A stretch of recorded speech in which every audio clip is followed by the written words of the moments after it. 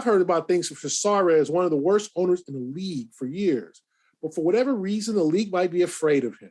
And this 1 year suspension and $10 million for a billionaire, that's like finding, us $100 That's like getting a parking ticket for us. For him, to me, that's insulting. But that's, I think, apparently under the new rules, that's the most they can find. They can't find him $100 million. He'd sue over that, right? So that's the most they can sign. But the 1 year suspension, and I'm sure he told them in the meetings, listen, I have a black GM who's done a great job. I hired a black coach. Okay. Now, if you ask around the league, how many owners have done that? Well, that's a low number, right? How many owners have both a black GM and a black coach? Okay. And I could not possibly be racist. No, that's his argument. And then he promoted a woman recently, an African-American woman, into a high post too. So I'm sure Sarver's argument to Silver was like, listen, I ain't Donald Sterling. Like, I got capable, talented black people in my organization. Now, does that mean he's not a racist? No, it doesn't. Does that mean he's not a sexist? No, it doesn't. Misogynistic? No.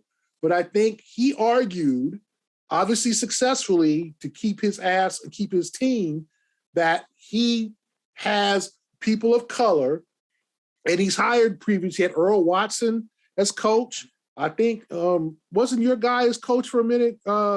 Lindsey Hunter, wasn't he Phoenix's coach for a hot minute? Like, it's not like he hasn't hired black coaches, okay? It's not like he, so I guess his argument is, listen, like, I'm trying here.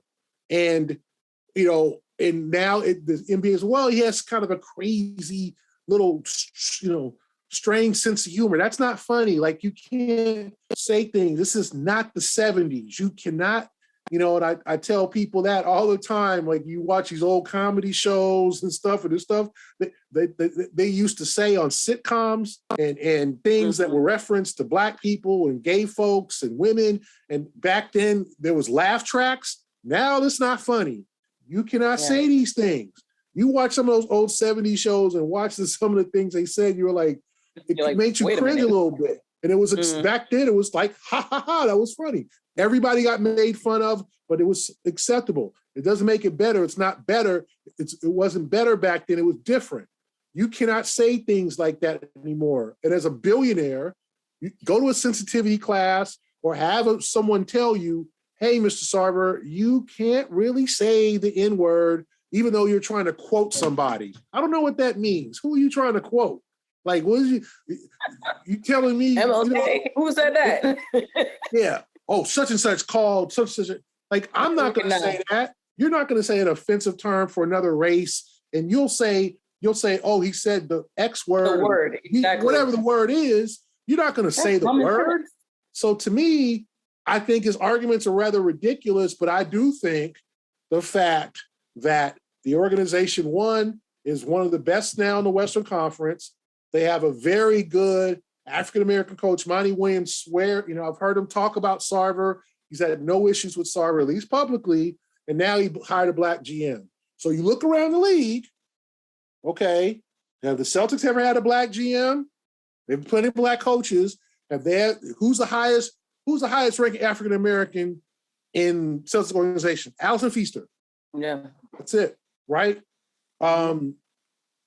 So we have to look at other organizations, and I'm sure Sarver said, listen, look at my resume.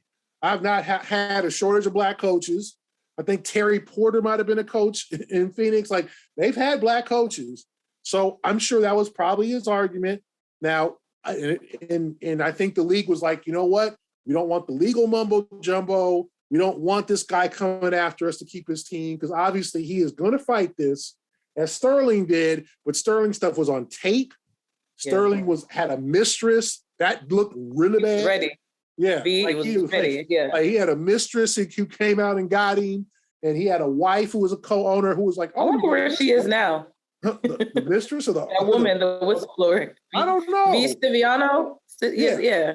I mean, remember, then his ex-wife or his current wife. Oh, yeah, Like, yeah. so it's like the league was like, man, Donald, you've been bad for years. And I think Sarver has been bad for years, but since he hired James Jones, the organization on the floor has been better.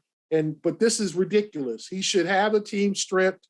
He should not be an owner of an NBA ball club. This is not what the NBA preaches in terms of diversity and inclusion. It's not, okay? But so this is a black mark on Adam Silver's resume to me, as much as it was a positive mark. And I also say black mark because, shoot, not a good mark. Black mark, black's good. Yeah, clean that up, Gary. Clean that up. Not, it's just a negative mark on his resume just as much as it was a positive mark when he ousted Donald Sterling. This is not flattering for the league. This is rather embarrassing to me simply because, like, all the stuff that's come out. And then, but he's got a great, strange sense of humor. He was just joking. No, you're too old for that. Gary, this is Pookie cutting a deal. That's what Sarver did. I mean, we can talk about this as punishment, but this is cutting a deal. When you think about the impact of what he did, the precedent that Adam has set when these type of things happen, and what the actual treatment of Sarver is, they cut a deal because they knew that if this thing went the full distance, Sarver is going to do what anyone in his position would do, and that is throw anyone and everyone under the bus. Nino Brown. If he's going down, Kareem Akbar, the educated. Exactly. That's for Vinny Goodwill. Tell Vinny, that's for you. Yeah. Vinny.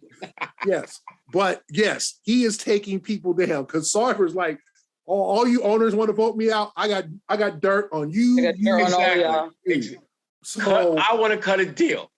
Remember, and he did. Sterling was not the friendly with a lot of owners during his time with the Clippers. They thought he was a buffoon. Yeah. I mean, I remember literally seeing Sterling courtside in my years covering the Clippers, talking to the Maloof brothers from the King, who owned the Sacramento Kings. The owners when the Kings had, Chris Webb and Mike Bibby and Rick Adelman. They were like twins, not twins, but brothers who bought the Kings. And then they ended up selling them. I think they ended up, having some money issues.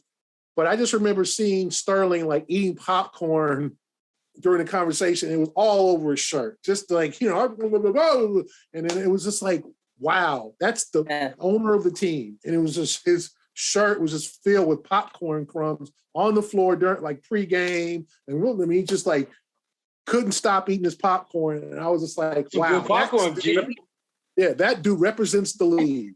He had a mistress. He had a whole mistress. He had plenty of stuff going on.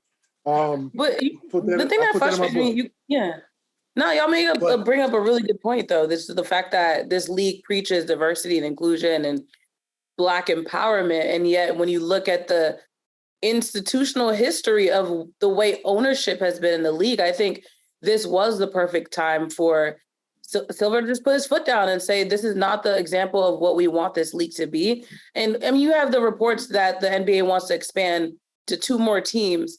And the fact that you're still not even fixing the ownership groups that you have now, I think they need to fix what they're doing before they even consider expanding back to Seattle, reportedly in Las Vegas, because it's just unacceptable. You have Black players making up a majority of this league, and yet they don't even see themselves represented at the top.